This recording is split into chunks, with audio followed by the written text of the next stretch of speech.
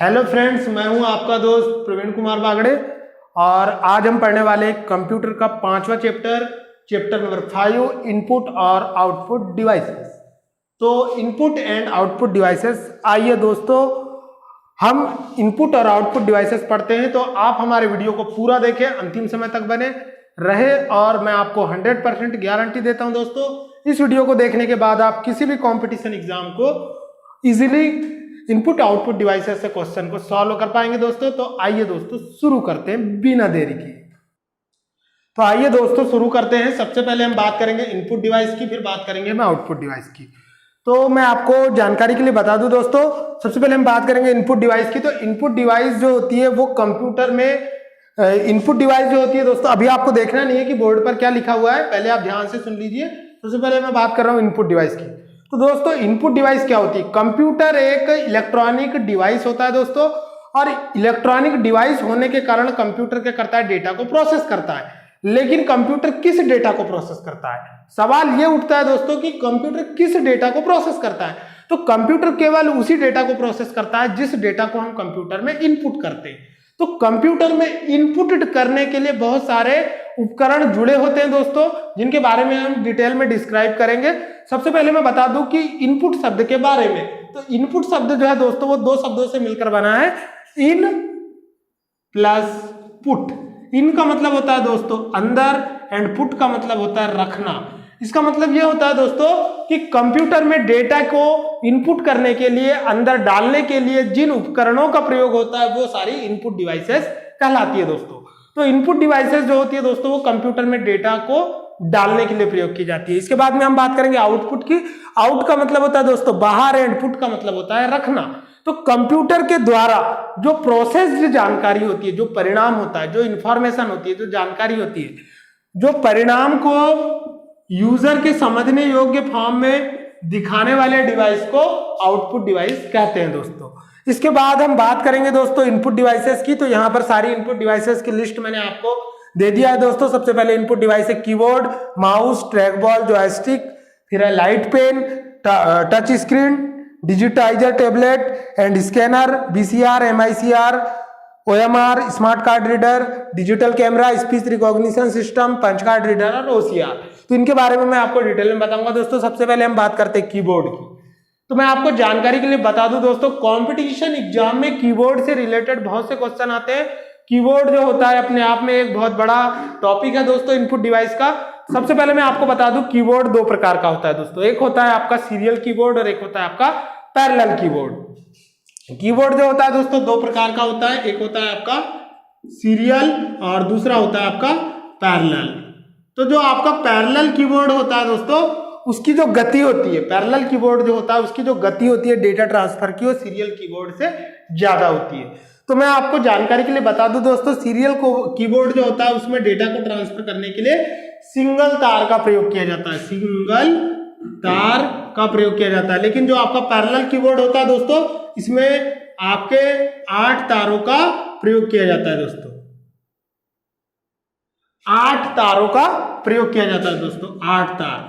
तो 8 तारों के प्रयोग करने से क्या होता है कि पैरेलल कीबोर्ड का मतलब होता है दोस्तों समांतर कीबोर्ड। समांतर कीबोर्ड में 8 समांतर तारों का प्रयोग किया जाता है, जिसके कारण इसकी डेटा ट्रांसफर की गति जो होती है वो सीरियल कीबोर्ड की तुलना में ज्यादा होती है दोस्तों। तो एग्जाम में क्वेश्चन आता है कि किस कीबोर्ड का उपयोग ज्यादा तेजी से डेटा को ट्रांसफर करने के लिए किया जाता है, तो वो होता है दोस्तों पैरेलल कीबोर्ड का। पैरेलल कीबोर्ड में 8 तार लगे होते हैं जो 8 बिट डेटा को एक ही सेकंड में ट्रांसफर कर सकते हैं। तो कीबोर्ड जो होता है दोस्तों, इसके आविष्कारक जो होते हैं उनका नाम है क्रिस्टोफर लेंथम। क्रिस्टोफर लेंथम, इसे याद रखने की ट्रिक यह है दोस्तों, कीबोर्ड जो होता है उसे हिंदी में कुंजी पटल कहा जाता है। और कीबोर्ड जो होता है दोस्तों, इसकी जो बटनें होती है वो कठोर होती है क्रिस्टल की तरह, इसीलिए इसके आविष्कारक है क्रिस्टोफर लेंथम। इसके आविष्कारक का नाम है दोस्तों क्रिस्टोफर लेंथम, जो कि कंपटीशन एग्जाम में बहुत ही महत्वपूर्ण क्वेश्चन होता है दोस्तों। इसके बाद में कीबोर्ड पर दोस्तों कई प्रकार की कुंजियां प्रयोग की जाती है। तो मैं आपको बता दूं दोस्तों, कीबोर्ड में मुख्य रूप से 5 प्रकार की कुंजियां प्रयोग की जाती है। अल्फा न्यूमेरिक की, न्यूमेरिक की, स्पेशल पर्पस की, नेविगेशन की, एंड 5वीं होती है दोस्तों फंक्शन की। तो सबसे पहले मैं बात करूं फंक्शन की दोस्तों। फंक्शन की जो होती है वो 12 की संख्या में होती है। स्पेशल पर्पस की जो होती है इसमें दोस्तों आपकी पहली की कीबोर्ड की एस्केप की आती है, कैप्स लॉक की आती है, शिफ्ट की आती है, अल्ट की आती है, कंट्रोल की आती है, स्पेस बार आता है और अदर्स की आती है दोस्तों। इसके बाद में मैं बात करूंगा दोस्तों न्यूमेरिक की। न्यूमेरिक की में आपकी सारी नंबर्स वाली की आ जाती है दोस्तों, 0 से लेके 9 तक, 0 1 2 3 4 5 6 7 8 9। ये जो है दोस्तों न्यूमेरिक कीपैड जो होता है वो कीबोर्ड पर राइट साइड में होता है। न्यूमेरिक कीपैड को एक्टिवेट करने के लिए कीबोर्ड पर एक कुंजी होती है दोस्तों जिसे नम लॉक की कहा जाता है दोस्तों। जब हम इस नम लॉक की को प्रेस करते हैं तो आपका न्यूमेरिक कीपैड ऑन हो जाता है और वहां पर एक एलईडी जलने लगती है दोस्तों कीबोर्ड के राइट कॉर्नर पर। और अगर आप इस नम लॉक की को दोबारा प्रेस करते हैं तो आपका जो न्यूमेरिक कीपैड होता है दोस्तों वो अनएक्टिवेट हो जाता है, मतलब कि ऑफ हो जाता है। इसीलिए इस बटन को टॉगल बटन कहते हैं दोस्तों। आपके कीबोर्ड पर 3 टॉगल बटन होती है दोस्तों। टॉगल बटन का मतलब होता है कीबोर्ड पर पाई जाने वाली ऐसी की जिन्हें एक बार दबाने पर ये एक्टिव होती है और दोबारा दबाने पर ये डीएक्टिव होती है। तो टॉगल बटन होती है दोस्तों आपकी नम लॉक की, दूसरी होती है दोस्तों आपकी कैप्स लॉक की और तीसरी होती है दोस्तों आपकी विंडो की। तो विंडो की के बारे में मैं आपको बता दूं दोस्तों, विंडो की जो होती है ये स्पेस बार के दोनों तरफ होती है जो कि 2 की संख्या में पाई जाती है। जब आप विंडो की को प्रेस करते हैं दोस्तों विंडोज ऑपरेटिंग सिस्टम में तो आपको क्या दिखाई देता है, स्टार्ट मेनू। लेकिन जैसे ही आप दोबारा इस विंडो की को दबाते हैं दोस्तों आपका स्टार्ट मेनू फिर से हाइड हो जाता है। तो ये हो गया दोस्तों आपका विंडो की। इसके बाद में एक बहुत ही इंपॉर्टेंट फैक्ट मैं आपको बताने वाला हूं दोस्तों कि एक मानक कीबोर्ड में कुंजियों की संख्या कितनी होती है। तो आपको बिल्कुल सोचना नहीं है दोस्तों, 101 की जो होती है वो मानक कीबोर्ड में होती है 100 से 1 ज्यादा, 100 से 1 ज्यादा। याद रखना है दोस्तों आपको 101 जो कि सामान्य हमारे देश में दक्षिणा का चलता है दोस्तों, 101 रुपए देते हैं शुभ माना जाता है। तो 101 जो है मानक कीबोर्ड में कुंजियां पाई जाती है दोस्तों। इसके बाद में हम बात करेंगे दोस्तों सेकंड इनपुट डिवाइस माउस की दोस्तों। तो माउस का नाम आपने सुना होगा दोस्तों। माउस जो होती है एक पॉइंटिंग इनपुट डिवाइस होती है, क्योंकि जब आप माउस को माउस पैड पर चलाते हैं तो आपको मॉनिटर स्क्रीन पर ऐसे तीर का निशान दिखाई देता है जिसे कर्सर कहा जाता है दोस्तों, कर्सर या पॉइंटर कहा जाता है दोस्तों, इसीलिए इसे पॉइंटिंग इनपुट डिवाइस कहा जाता है। माउस जो होता है दोस्तों इसे प्रगलस इंजेलबर्ट ने 1665 में इन्वेंट किया था। माउस जो होते हैं दोस्तों ये 3 प्रकार के होते हैं, मैकेनिकल माउस, ऑप्टिकल माउस और तीसरा होता है दोस्तों आपका वायरलेस माउस। तो सबसे पहले मैं बात करूंगा मैकेनिकल माउस की दोस्तों। मैकेनिकल माउस जो होता है उसके नीचे में एक बॉल लगी होती है जो कि इलेक्ट्रोमैग्नेटिक सेंसर लगा होता है दोस्तों। उसको जब उसको माउस पैड पर चलाते हैं तो वो बॉल घूमती है और उस इलेक्ट्रोमैग्नेटिक सेंसर की सहायता से कंप्यूटर स्क्रीन पर ये कर्सर जो है वो मूवमेंट करता है। दूसरा होता है दोस्तों आपका ऑप्टिकल माउस। ऑप्टिकल माउस में भी नीचे में एक लाइट सेंसर लगा होता है, जब आप उसे माउस पैड पर चलाते हैं तो वो कर्सर आपका मूवमेंट करने लगता है। इसके बाद में जब हम वायरलेस माउस की बात करेंगे दोस्तों, मैं आपको जानकारी के लिए बता दूं दोस्तों, वायरलेस माउस जो होता है वो इंफ्रारेड वेव पर कार्य करता है। इंफ्रारेड वेव मतलब अवरक्त तरंगों पर। अवरक्त तरंगे ऐसी तरंगे होती है दोस्तों जो ठोस वस्तु को पार नहीं कर सकती। मैं आपको जानकारी के लिए बता दूं दोस्तों, आपका जो टीवी रिमोट होता है वह भी अवरक्त तरंगों के सिद्धांत पर कार्य करता है। बीच में अगर पापा मम्मी या भाई खड़ा हो जाता है तो हम टीवी का स्कोर भी नहीं देख पाते और चैनल भी नहीं बदल पाते। तो इस तरह से दोस्तों माउस जो होता है, अगर आपके सीपीयू और माउस के बीच में अगर कोई ठोस ऑब्जेक्ट आ जाता है तो आप माउस से कंप्यूटर को ऑपरेट नहीं कर पाते। तो माउस जो होता है दोस्तों ये एक पॉइंटिंग डिवाइस होती है। मैं आपको डायग्राम के माध्यम से बता रहा हूं दोस्तों। ये आपका माउस होता है और यहाँ पर आपका ये जो होता है दोस्तों राइट बटन होती है, इधर पे जो होती है आपकी लेफ्ट बटन होती है, सामने में जो तार होता है दोस्तों वो यूएसबी केबल के द्वारा सीपीयू से जुड़ा होता है। आप कभी भी कंप्यूटर को ध्यान से देखना दोस्तों, कंप्यूटर को हमेशा माउस सीपीयू से जोड़ा जाता है, माउस को हमेशा दोस्तों। तो माउस जो होता है उसकी राइट बटन जो होती है दोस्तों, जब आप इसे प्रेस करते हैं तो विभिन्न ऑप्शंस की आपको लिस्ट दिखाई देती है जिसे आप पॉपअप मेनू कहते हैं दोस्तों, जिसमें विभिन्न कमांड्स दी होती है जिसे आप सिलेक्ट करके किसी भी सिलेक्टेड आइटम को कट, कॉपी, पेस्ट या डिलीट कर सकते हैं। इसके बाद में जो लेफ्ट क्लिक होता है दोस्तों इसका कार्य ओके का होता है। और ये जो स्क्रॉल बटन होती है दोस्तों ये आपके कंप्यूटर स्क्रीन पर फाइलों को अप एंड डाउन सरकाने के लिए प्रयोग की जाती है। और इस तरह से दोस्तों आपका माउस होता है।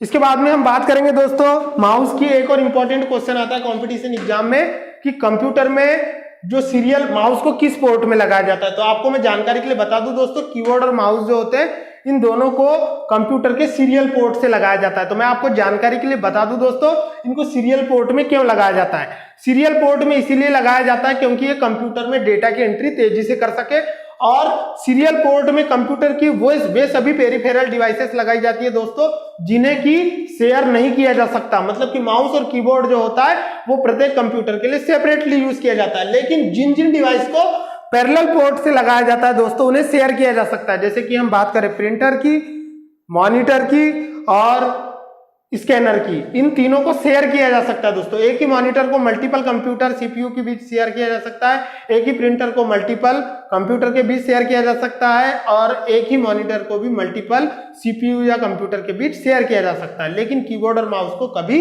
शेयर नहीं किया जा सकता दोस्तों। इस बात को आपको गार्ड बांध लेना है दोस्तों। इसके बाद में हम बात करेंगे ट्रैक बॉल की। ट्रैक बॉल जो होता है दोस्तों यह भी एक प्रकार की पॉइंटिंग डिवाइस होती है। यह जो है दोस्तों आपने ट्रैक बॉल को देखा होगा, ये लैपटॉप के ऊपर बनी होती है दोस्तों। ट्रैक बॉल का उपयोग वीडियो गेम खेलने के लिए किया जाता है, ये किसी ऑब्जेक्ट को कंट्रोल करते हैं। इसके बाद में हम बात करेंगे दोस्तों जॉयस्टिक की। तो जॉयस्टिक जो होता है दोस्तों ये दो शब्दों से मिलकर बना होता है। जॉय का मतलब होता है दोस्तों आनंद और स्टिक का मतलब होता है क्षण। इसका प्रयोग जो है वीडियो गेम खेलने के लिए किया जाता है, ये किसी ऑब्जेक्ट को कंट्रोल करने के लिए प्रयोग किए जाते हैं। इसके बाद में हम बात करेंगे दोस्तों लाइट पेन की। लाइट पेन जो होती है दोस्तों ये एक प्रकार की इनपुट डिवाइस होती है जिसका प्रयोग हम कंप्यूटर स्क्रीन पर, इस तरह की पेन होती है, किसी भी ऑब्जेक्ट को सिलेक्ट करने के लिए करते हैं दोस्तों। इसके बाद में नेक्स्ट इनपुट डिवाइस होती है दोस्तों टच स्क्रीन। टच स्क्रीन जो होती है यह एक ऐसी इनपुट डिवाइस होती है दोस्तों जिसका प्रयोग एटीएम मशीन में किया जाता है। जब आप किसी ऑब्जेक्ट को टच करते हैं तो वह ऑब्जेक्ट सिलेक्ट हो जाता है और उसके बाद हमारी जो है प्रोसेसिंग हो जाती है दोस्तों। इसके बाद में हम बात करेंगे दोस्तों डिजिटाइजर टैबलेट की। तो डिजिटाइजर टैबलेट जो होती है दोस्तों इसका प्रयोग जो है कंप्यूटर स्क्रीन पर नक्शे बनाने के लिए और कैड और केम के सॉफ्टवेयर में, मतलब कंप्यूटर एडेड डिजाइन और कंप्यूटर एडेड मैन्युफैक्चरिंग, मतलब गाड़ी के डिजाइन करने में, पुल की डिजाइनिंग करने में, ब्रिज बनाने में कैड केम के सॉफ्टवेयर में डिजिटाइजर टैबलेट का प्रयोग किया जाता है दोस्तों। इसके बाद में हम बात करेंगे स्कैनर की। तो मैं आपको जानकारी के लिए बता दूं दोस्तों, स्कैनर जो होता है ये एक प्रकार की इनपुट डिवाइस होती है जो आपकी इमेज या डॉक्यूमेंट को स्कैन करके डिजिटली रूप में फाइलों को स्टोर करने के लिए इसका उपयोग किया जाता है। स्कैनर जो होता है दोस्तों यह कंप्यूटर के मदरबोर्ड से SCSI पोर्ट के द्वारा जोड़ा जाता है। इसमें तेजी से डेटा ट्रांसफर होता है। यह कंप्यूटर के साथ पैरेलल पोर्ट में जोड़ा जाता है दोस्तों। तो प्रिंटर और स्कैनर जो होते हैं और मॉनिटर जो होते हैं दोस्तों इन्हें पैरेलल पोर्ट में जोड़ा जाता है क्योंकि इनमें तेजी से डेटा ट्रांसफर करने की आवश्यकता पड़ती है। क्योंकि मैंने आपको पहले ही बता दिया सीरियल पोर्ट में तार की संख्या 1 होती है, इसीलिए इसमें डेटा ट्रांसफर की गति कम होती है। लेकिन आपका स्कैनर, प्रिंटर एंड मॉनिटर, इन तीनों डिवाइसेस में दोस्तों तेजी से आपको डेटा ट्रांसफर करने की आवश्यकता होती है। इसीलिए कभी भी कंपटीशन एग्जाम में क्वेश्चन आता है कि ये किस पोर्ट में जोड़ी जाती है, तो ये पैरेलल पोर्ट में जोड़ी जाती है दोस्तों, और पैरेलल पोर्ट में जोड़ी जाती है। और आपका कीबोर्ड और माउस और मॉडेम जो होता है दोस्तों ये सीरियल पोर्ट में जोड़ा जाता है। तो इसके बाद में हम बात करेंगे दोस्तों BCR की। तो BCR जो होता है दोस्तों कंपटीशन एग्जाम में इसका पूरा फुल फॉर्म आता है। तो BCR का फुल फॉर्म होता है दोस्तों bar code reader. Bar code reader. मैं आपको जानकारी के लिए बता दूं दोस्तों, सारी इनपुट और आउटपुट डिवाइसेस में मात्र 2 ही ऐसी इनपुट डिवाइस होती है जिसके आखिरी के R का मतलब रिकॉग्निशन होता है। इस बात को आपको रट लेना है। तो मैं आपको जानकारी के लिए बता दूं दोस्तों MICR और OCR। तो इसको आपको याद रख लेना है। क्या है? इसको हम ऐसे याद रख सकते हैं दोस्तों OCR। तो आपको क्या याद रखना है दोस्तों? ओम। क्या याद रखना है? ओम। ओम जो है दोस्तों ये हिंदू सभ्यता का एक बहुत ही महत्वपूर्ण वर्ड है। इससे हमें पॉजिटिव एनर्जी मिलती है। तो ओम से याद रखना है आपको OCR। OCR जो होता है दोस्तों, OCR का फुल फॉर्म होता है ऑप्टिकल कैरेक्टर रिकॉग्निशन। और MICR का पूरा नाम होता है दोस्तों मैग्नेटिक इंक कैरेक्टर रिकॉग्निशन। तो ये दो ही मात्र ऐसी इनपुट डिवाइस है दोस्तों जिनमें आर का मतलब रिकॉग्निशन होता है। बाकी आप जितनी भी इनपुट डिवाइस पढ़ोगे उसमें आर का मतलब रीडर ही होता है। जैसे अगर हम बात करें बीसीआर की तो बारकोड रीडर होता है, ओएमआर की बात करें तो ऑप्टिकल मार्क रीडर होता है।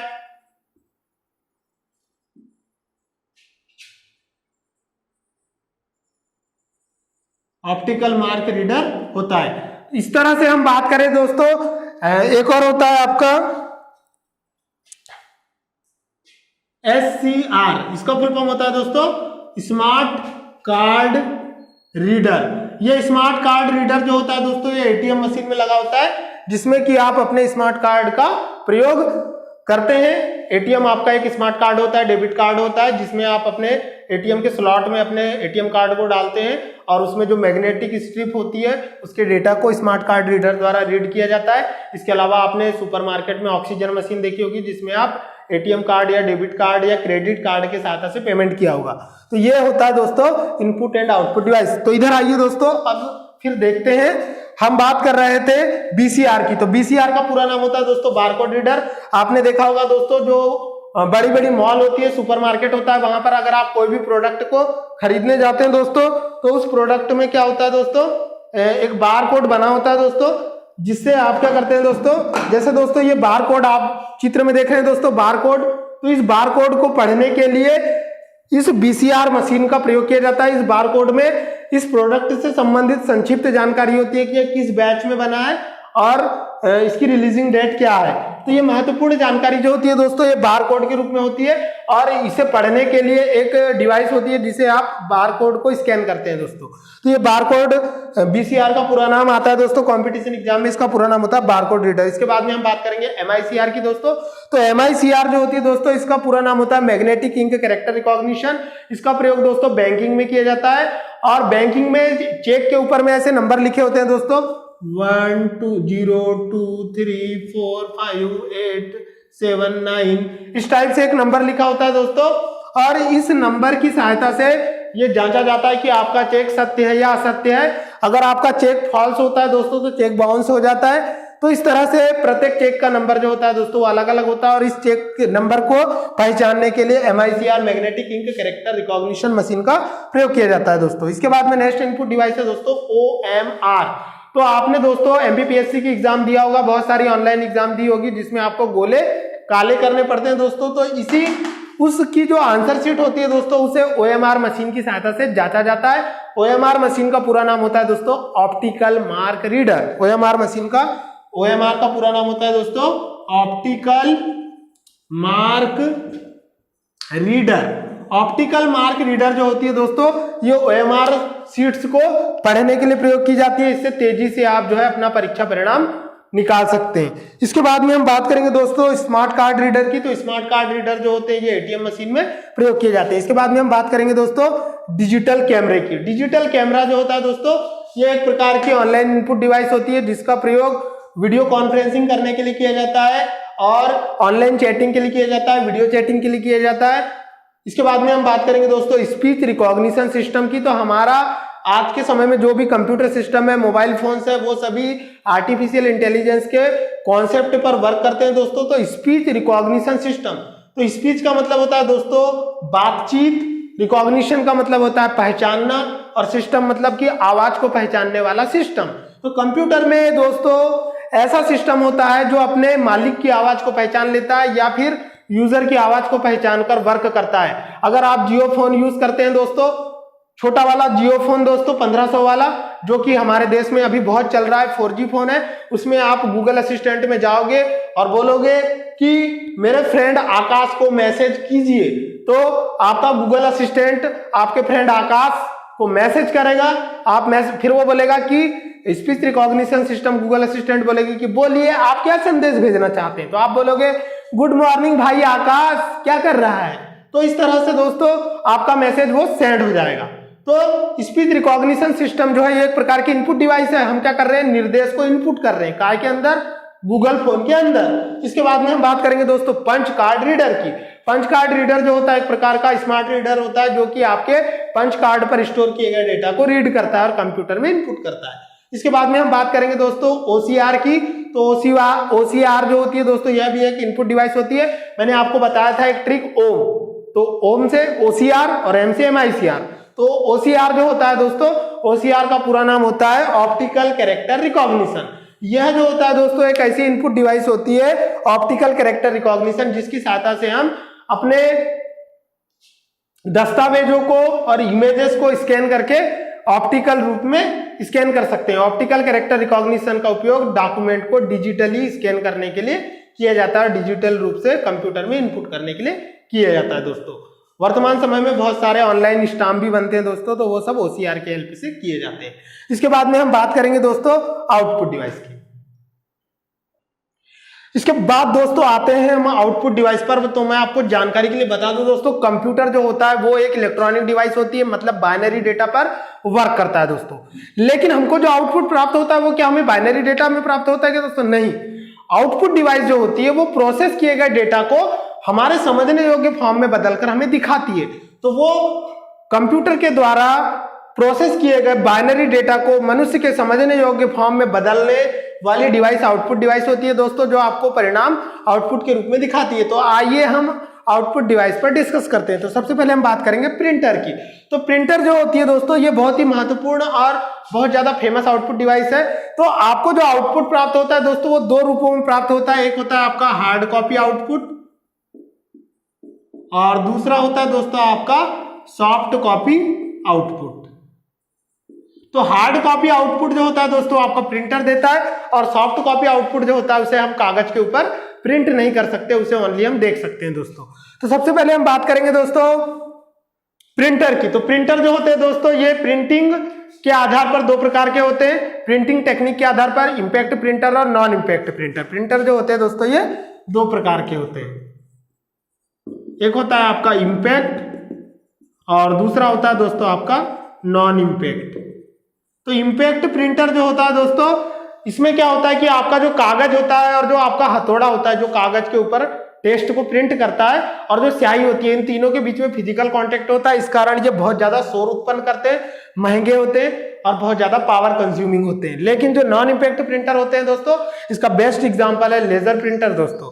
तो लेजर प्रिंटर जो होता है सबसे तेज गति से प्रिंटर करता है। ये कम शोर वाले होते हैं, बिल्कुल शोर नहीं करता है दोस्तों लेजर प्रिंटर, और इसमें जो है कम पावर कंज्यूमिंग होता है। बात करेंगे दोस्तों सबसे धीमी गति का जो प्रिंटर होता है वो डेजी व्हील प्रिंटर होता है। सबसे अच्छी क्वालिटी वाला प्रिंटर जो होता है दोस्तों वो लेजर प्रिंटर होता है, और सबसे अच्छी क्वालिटी वाला जो प्रिंटर होता है दोस्तों वो होता है इंकजेट प्रिंटर। इंकजेट प्रिंटर जो होता है दोस्तों, इसमें प्रत्येक रंग की स्याही के लिए एक सेपरेट नोजल होता है दोस्तों, जो अलग अलग कलर की स्याही को फव्वारों के रूप में वर्ड को छापता है। तो सबसे धीमी गति का प्रिंटर डेजी व्हील प्रिंटर, सबसे अच्छी क्वालिटी का प्रिंटर इंकजेट प्रिंटर, और सबसे तेज गति का प्रिंटर लेजर प्रिंटर। इस तरह दोस्तों प्रिंटर यहाँ पर आपका समाप्त हुआ। इसके बाद में हम बात करेंगे स्पीकर की। स्पीकर भी जो होता है दोस्तों, यह भी एक प्रकार की आउटपुट डिवाइस होती है, जिसके माध्यम से आप संगीत का आनंद ले सकते हैं दोस्तों, म्यूजिक सुन सकते हैं और अपने मन में शांति ला सकते हैं। इसके बाद में हम बात करेंगे दोस्तों मॉनिटर की। तो मॉनिटर में दोस्तों बहुत से इंपॉर्टेंट क्वेश्चन कंपटीशन एग्जाम के लिए बनते हैं। पहले जो मॉनिटर यूज किए जाते थे दोस्तों वो CRT मॉनिटर थे, जो कि monochrome monitor, grey scale monitor and coloured monitor होता था दोस्तों। तो CRT का फुल फॉर्म होता है दोस्तों कैथोड रे ट्यूब। तो ये एक ऐसा मॉनिटर होता है दोस्तों जो बहुत ज्यादा पावर कंज्यूमिंग होता है, और इसका प्रयोग वर्तमान समय में बिल्कुल नहीं किया जाता है। इसके बाद में नई टेक्नोलॉजी आई दोस्तों, LCD मॉनिटर का प्रयोग किया गया, जिसका पूरा नाम होता है दोस्तों लिक्विड क्रिस्टल डिस्प्ले। तो ये जो होता है दोस्तों, इसमें दो कांच की पतली प्लेट होती है, जिसमें एक प्रकार का द्रव भरा होता है। जब इसमें करंट सप्लाई की जाती है तो बहुत सारी इमेजेस उभरती है दोस्तों। इसके बाद में हम बात करेंगे दोस्तों LED की। तो LED का पूरा नाम होता है दोस्तों लाइट इमिटिंग डायोड। तो लाइट इमिटिंग डायोड जो होता है दोस्तों, यह बहुत ही कम एम्पियर की धारा प्रवाहित करने पर भी यह LED जलने लगता है दोस्तों। तो लाइट इमिटिंग डायोड जो होता है वो बहुत कम वोल्टेज पर चल सकता है। तो इस तरह से ये तीनों फुल फॉर्म आपको बिल्कुल रट लेना है दोस्तों। इसके अलावा मैं आपको एक बहुत ही कॉम्पिटिशन एग्जाम की काम की चीज बता रहा हूं दोस्तों, पिक्सल। पिक्सल क्या होता है? कंप्यूटर स्क्रीन में जो CRT मॉनिटर यूज किए जाते थे दोस्तों,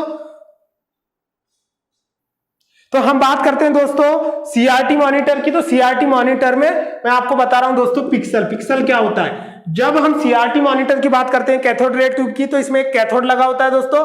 तो कैथोड जो होता है दोस्तों ये ऋणावेशित एक छड़ होती है, जिस पर जब हम करंट की सप्लाई करते हैं दोस्तों, तो यहां से क्या होता है, एक इलेक्ट्रॉनों की धारा निकलने लगती है दोस्तों, जो जाकर के कांच की स्क्रीन पर टकराती है। इस कांच की स्क्रीन में मैग्नीशियम ऑक्साइड की और आयरन ऑक्साइड की परत होती है दोस्तों, आंतरिक परत पर। और जब ये इलेक्ट्रॉन जाकर इस कांच की सतह से टकराते हैं दोस्तों, और जिस पॉइंट पर, जिस स्पॉट पे टकराते हैं, वहां का बिंदु जो है दोस्तों चमकने लगता है, जिसे पिक्सल कहा जाता है। और जितने ज्यादा पिक्सल आपके सीआरटी मॉनिटर में बनेंगे दोस्तों, आपके इमेज की क्वालिटी उतनी अच्छी होती है।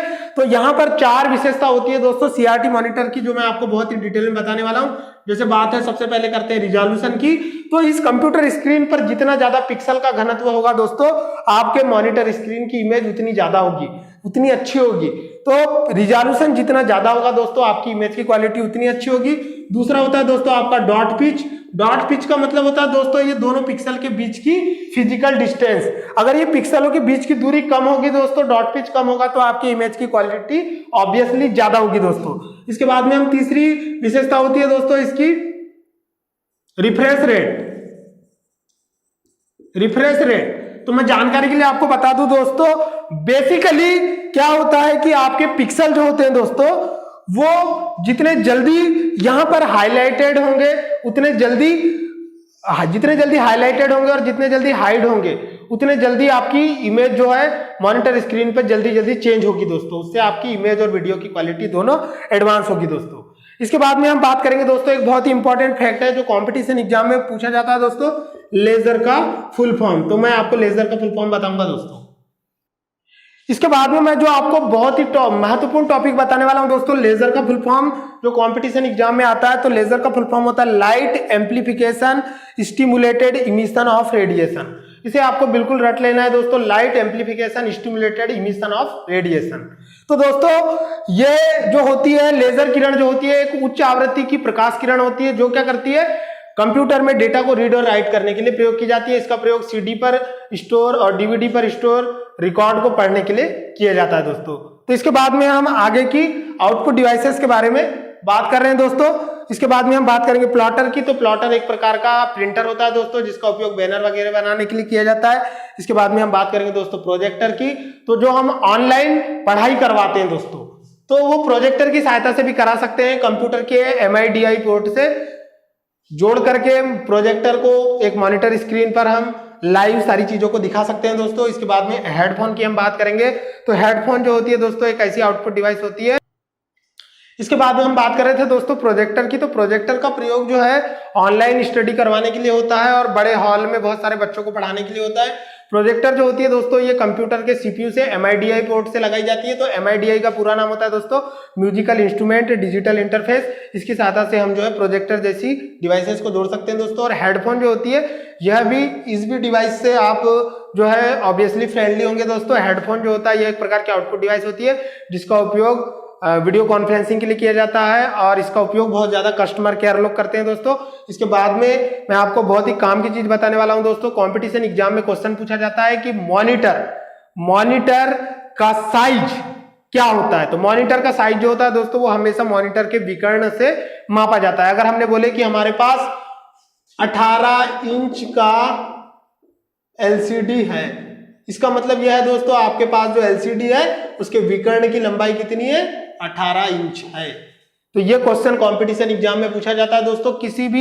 किसी भी मॉनिटर स्क्रीन का जो साइज होता है वो उसकी विकर्ण की लंबाई को मापा जाता है दोस्तों।